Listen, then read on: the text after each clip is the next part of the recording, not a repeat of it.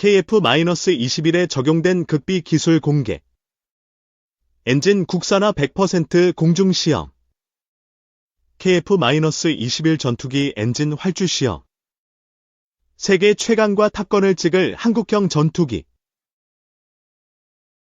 KF-21 보람의 개발 사업은 2028년에 완료될 계획이지만 그럼에도 국방과학연구소를 중심으로 KF-21에 적용할 차세대 기술이 하나하나 개발되고 있습니다.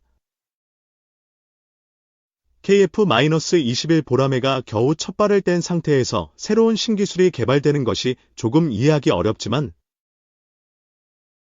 항공기술은 하나같이 시험평가와 전력화 과정에만 최소 5에서 7년의 시간이 필요합니다. 그래서 지금부터 개발해야만 2030년대 이후에 적용할 수 있기에 현재 여러 기술이 개발되고 있으며 밀리터리 리뷰 이지 2208호는 그중에 5대 신기술에 대해 분석해 보았습니다.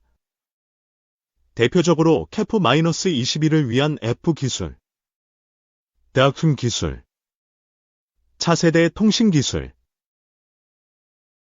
KF-21 블록을 위한 스텔스 기술과 무인 전투기 기술, 한국형 공대공 미사일 개발 현황에 대해 알아보았습니다. KF-21 블록을 위하여 TF, 터레인 팔로, 저고도 지형 추적, 능력이 개발되고 있습니다. 본 기능은 적의 레이더 감시를 피해 전투기가 저고도 침투 비행을 수행할 때 자동으로 설정된 저고도를 유지할 수 있도록 지원함은 물론 고도 문제가 발생하면 이를 경고하는 시스템으로 정의할 수 있습니다. AQ-13 항법 포드는 TFR, 터레인 팔로잉 레이더, 지형 추적 레이더를 가지고 있어서 평지에서는 최저 30m, 산지에서는 최저 60m의 저고도 침투 능력을 제공합니다. 북한은 1960년대 베트남 전쟁 경험을 반영해 대공포, 고사포, 중단거리 지대공 미사일로 구성된 저고도 방공망을 구축하였으며 그 밀도는 세계 최고 수준으로 평가받고 있습니다. 한국공군은 북한의 방공망에 대응해 1998년 2000년 사이에 랜턴 시스템, 구체적으로 AQ-13 항법 포드 20대와 AQ-14 타겟팅 포드 20대를 도입하였습니다. 이 중에 AQ-13 항법 포드는 TFR, 터레인 팔로잉 레이더, 지형 추적 레이더를 가지고 있어서 평지에서는 최저 30m, 산지에서는 최저 60m의 저고도 침투 능력을 제공하고 있습니다. 그러나 한국공군은 2010년대 중반이 넘어서부터는 저공 침투를 중시하지 않고 그 대신에 KF-16 이상의 모든 전투기에 스나이퍼 에피포드, 전문적으로 EOD, 일렉트라닉 아프틱스 타우기팅 POD, 전자광학 추적 포드를 장착하고 있습니다. 그리고 KF-21 보라매를 위하여 스나이퍼 에피보다 동급 혹은 조금 더 우수한 국산형 EODGP가 2028년까지 개발될 예정입니다. 기존 AQ-14 랜턴 전자광학 추적 포드의 작전 고도가 5에서 7km인 것과 비교해 스나이퍼 에피는 고해상도를 갖춘 적외선 검출기를 사용해 작전 고도가 12km 이상으로 늘어났습니다. 그 결과 북한이 보유한 노후화가 심각한 4-3분의 25 지대공 미사일, 현재 개발 중인 일부 신형 지대공을 제외한 거의 모든 종류의 대공 위협에서 벗어날 수 있게 되었습니다. 또한 한국공군은 위험한 북한 방공망 제압 임무에 전투기를 투입하지 않고 북한에 노출된 지대공 미사일을 전술탄도미사일과 순항미사일 외에 스파이스-2000 활공형 유도폭탄, 사거리 60km 등으로 타격하는 계획을 가지고 있습니다. 한국공군이 적어도 침투 비행을 거의 포기한 상황에서 KF-21 보라매를 위하여 TF, 터레인 팔로, 지형 추적, 모드가 개발되고 있습니다. 그 이유는 북한을 상대로는 거의 필요성이 없지만 강력한 대공망을 갖춘 주변국을 상대로는 여전히 TF 모드를 통한 저공 침투 능력 및 적어도 매복 능력이 아주 중요하기 때문입니다. 대표적으로 스웨덴과 같은 국가는 전투기를 저고도에 매복시킨 상황에서 적기가 나타나면 곧바로 상승의 공대공 미사일을 발사한 이후 신속히 하강의 적의 레이더에서 사라집니다. 그리고 발사된 공대공 미사일을 후방에 위치한 아군 전투기 혹은 조기경보기가 유도하는 전술을 개발한 바 있었고 중국을 상대해야 할 한국 공군에게도 반드시 필요한 전술로 보입니다. 더욱이 스텔스기를 탐지하는 바이퍼-F 대역 저주파 레이더가 확산됨에 따라 F-35A마저도 저주파 레이더를 회피하고자 적어도 작전 능력을 개발하고 있습니다. 현재 널리 사용되는 TF, 적어도 지형 추적, 구현 방안은 앞서 언급한 언 AQ-13 항법포드 등에 장착된 전용 TFR, 터레인 팔로잉 레이더, 지형 추적 레이더를 사용하거나 지브사이언스 항법 시스템과 디지털화된 지형구도 지도를 결합시키는 방법이 있습니다. KF-21의 선택은 하나 시스템이 개발 중인 TFR, 터레인 팔로잉 레이더, 지형 추적 레이더, 모드와 이스라엘 엘비사가 제공하는 DTD, 디지털 터레인 엘러베이션 데이터베이스, 디지털 지형고도 자료 및 실시간 지형정보 처리 시스템을 통합하는 것입니다. 자세히 분석해 보았습니다. 현대식 단거리 공대공 미사일은 FPA, 포켈 플레인 어레이, 초점면 배열, 방식 열상 검출기를 사용해 전투기를 점이 아닌 형상으로 탐지할 수 있습니다.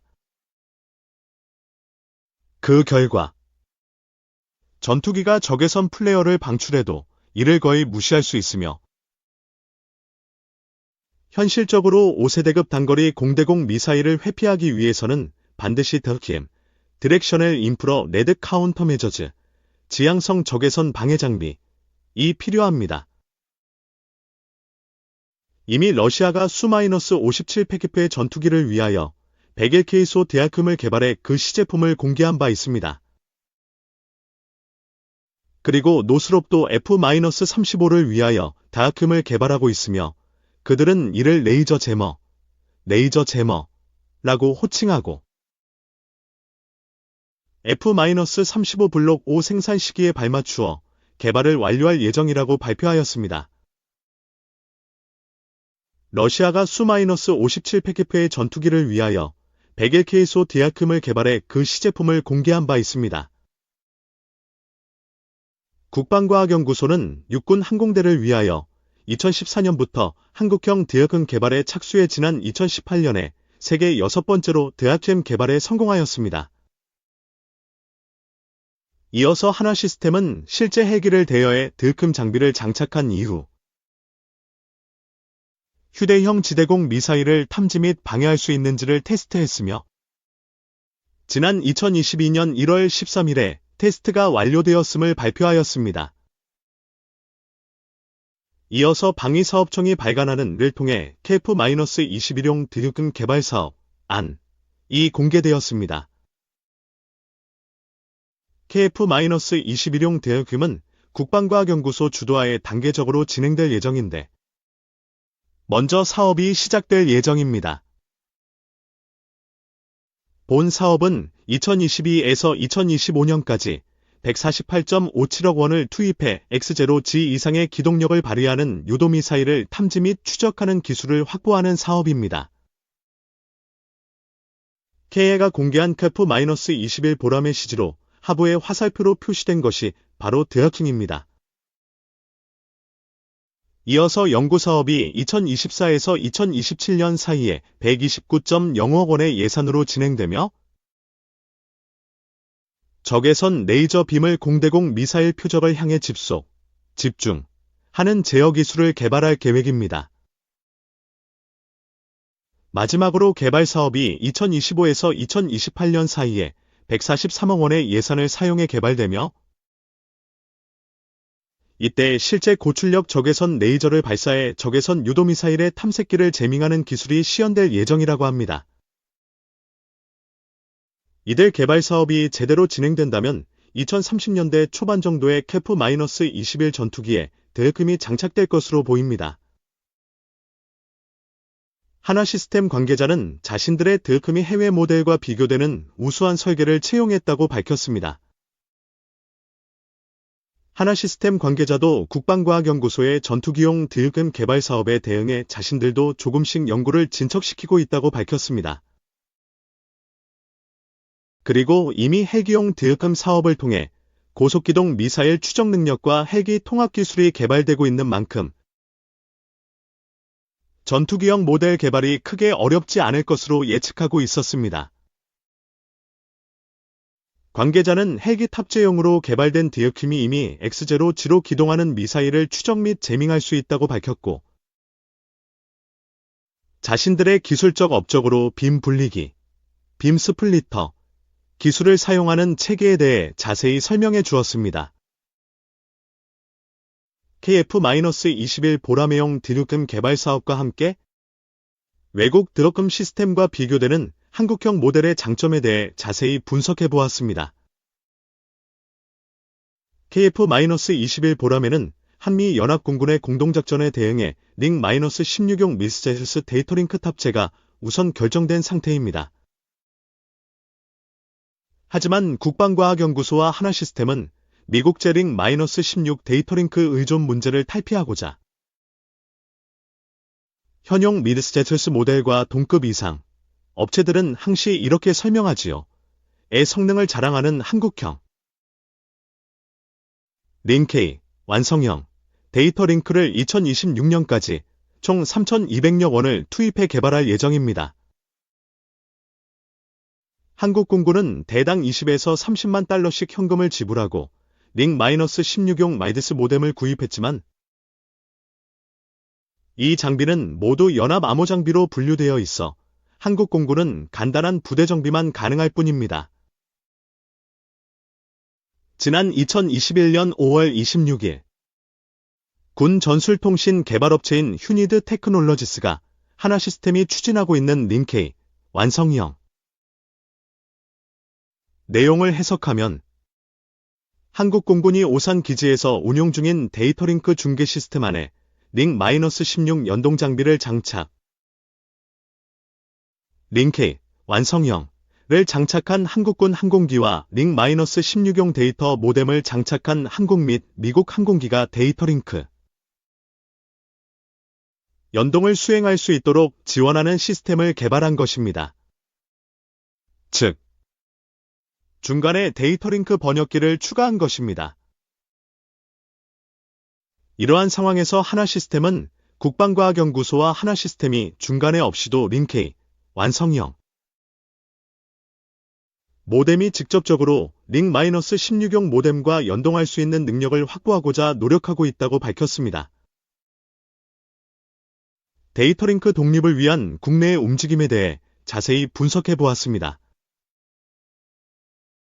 이외에 밀리터리 리뷰 이지 2208호는 전투기용 위성 데이터링크 개발 사업, 편대간 고속 데이터링크, 한국공군이 사용하기 시작한 명칭입니다. 개발 현황 KF-21 블록 사업 현황 가오리 X2와 무인 전투기 개발 사업 한국형 공대공 미사일 개발 사업에 대해 총체적으로 정리해 보았습니다.